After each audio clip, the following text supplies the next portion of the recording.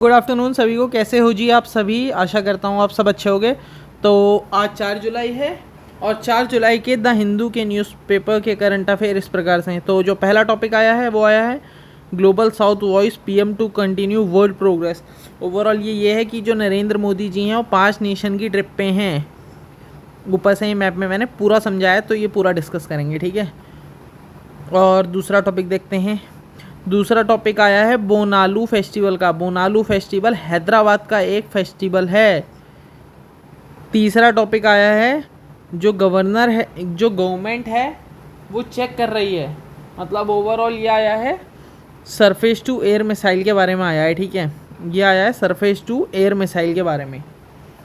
अब जो चौथा टॉपिक है हमारा वो आया है आई गेस अपाचे, हाँ ये आया है, ये इसी के अंडर है।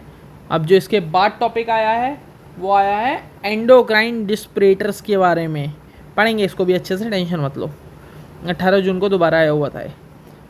और फिर जो लास्ट न्यूज़ है हमारी ये आया है क्या सुप्रीम कोर्ट हॉल्ट कर सकती है एक एक्ट को अगर उसे स्टेट ने पास करा हो तो ओवरऑल यही आया। तो इसका आंसर यही देता हूँ, हाँ कर सकती है।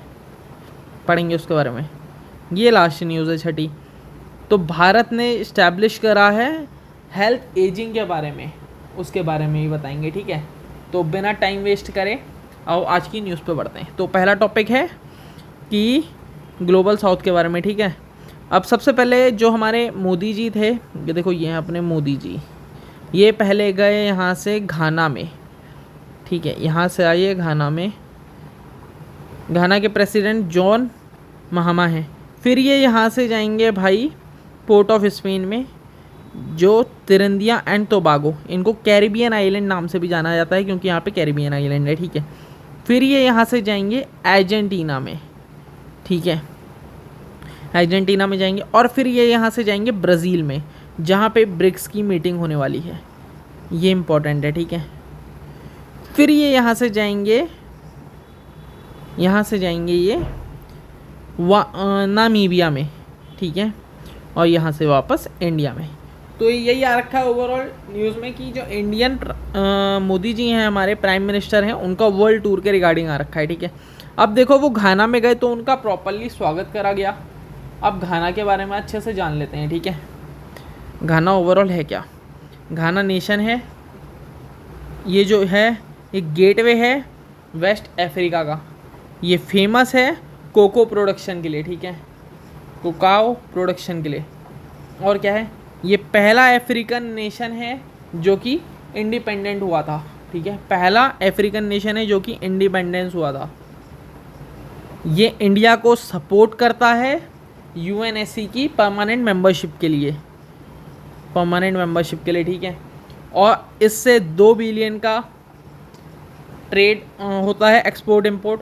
देखो इससे हम एक्सपोर्ट में करते हैं व्हीकल मशीनरी ETC, और इंपोर्ट करते हैं गोल्ड, कोकोआ और टिम्बर, ठीक है। ऑयल रिजर्व्स भी करते हैं। और इसको हमने प्रोजेक्ट्स में भी सपोर्ट करा है। कौन कौन से प्रोजेक्ट?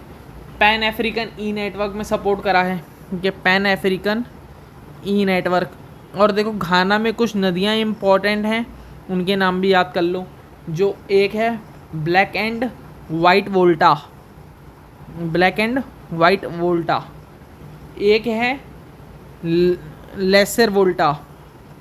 जो लेसर वोल्टा है ये सबसे बड़ी आर्टिफिशियल लेक है, ठीक है, ये याद रखना।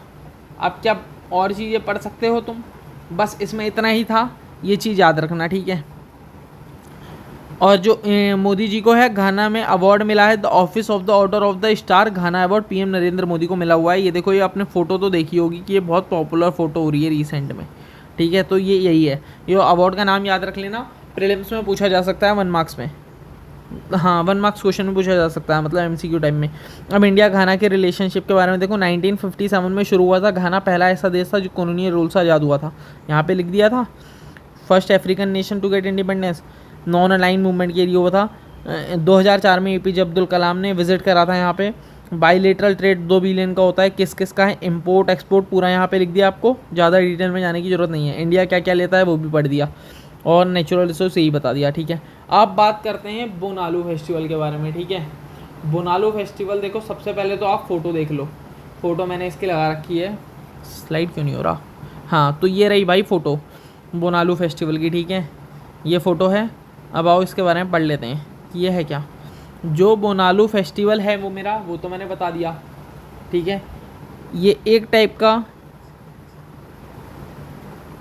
हिंदू फोक फेस्टिवल है, क्या है, हिंदू फोक फेस्टिवल, जो कि होता है तेलंगाना हैदराबाद में।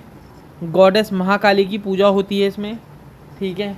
और इनको मील ऑफ़र करा जाता है, मील ऑफ़र करते हैं ये थैंक्स के लिए, थैंक्स गिविंग के लिए, ठीक है। जुलाई के टाइम में होता है, जुलाई में आषाढ़ के टाइम पे, ठीक है। असद मसाम के टाइम पे, ठीक है। और इसमें हम ट्रेडिशनल मील ऑफ़र करते हैं किसको, वुमेन को, ठीक है। जो ये फेस्टिवल है ये ओपन कहाँ पे होता है, ये होता है गोलकोंडा फोर्ट में, यहाँ से मतलब बिगेन होता है गोलकोंडा फोर्ट में, ठीक है। और ये स्टेट फेस्टिवल है तेलंगाना का, स्टेट फेस्टिवल है तेलंगाना का, ठीक है। याद हो गया होगा पूरा, इसको पूरा मिटा दूँ अब, यहाँ पे देख लो, हाँ इसको पूरा मिटा दे रहा हूँ,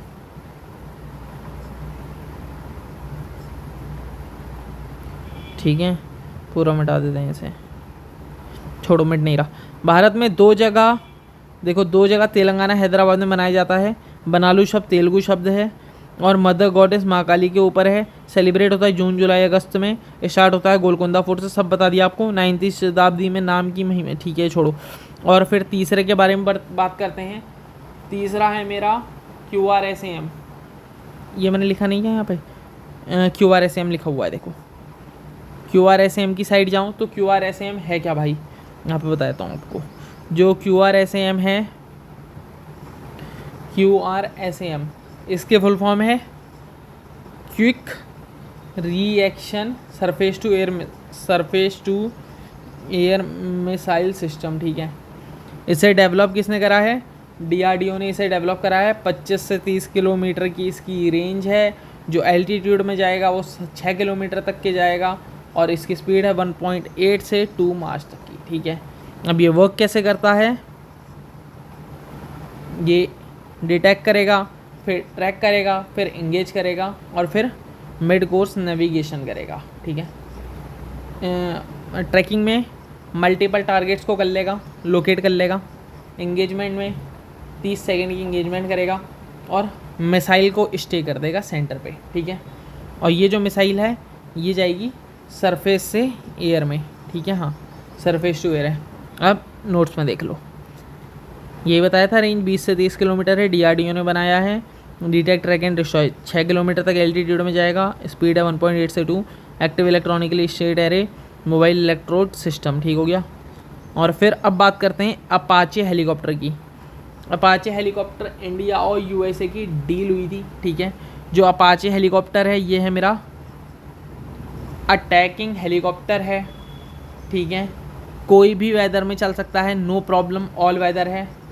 जो ये इक्विपाइड है किससे, ये है हेल फायर मिसाइल से इक्विपाइड, ठीक है। और क्या है इसमें, ये USA देगा हमें, ठीक है। मल्टीपल रोल करेगा ये, और क्या है इसमें मल्टीपल रोल करेगा। जो इसका एडवांस है, जो इसका एडवांस नहीं वो है AH-64E एडवांस वर्जन, ठीक है। और क्या है, इंफ्रारेड लेज़र टारगेटिंग करेगा ये, इंफ्रारेड लेज़र टारगेटिंग, ठीक है। नाइट विजन भी अनेबल है इसमें, नाइट विजन अनेबल है भाई। और क्या, थर्मल इमेजिंग करेगा, ठीक है, समझ गए। ये था अपाचे हेलीकॉप्टर। अब देखो नाम है AH-646 USA हेलफायर मिसाइल, वो है एडवांस टेक्नोलॉजी है, इनहेंस कॉम्बैट ऑल वेदर, ठीक है। अब बात करते हैं अगले के बारे में। अगला क्या है मेरा, अगला है एंडोक्राइन डिसरप्टर्स। इसकी मैं फ़ोटो लगाना भूल गया, लेकिन मैं थंबनेल में मेंशन कर दूंगा, ठीक है।